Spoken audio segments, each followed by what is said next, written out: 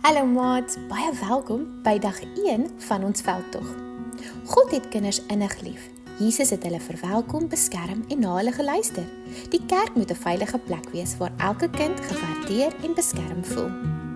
Vandag se Bybelversie kom van Matteus 19 vers 14 en 15.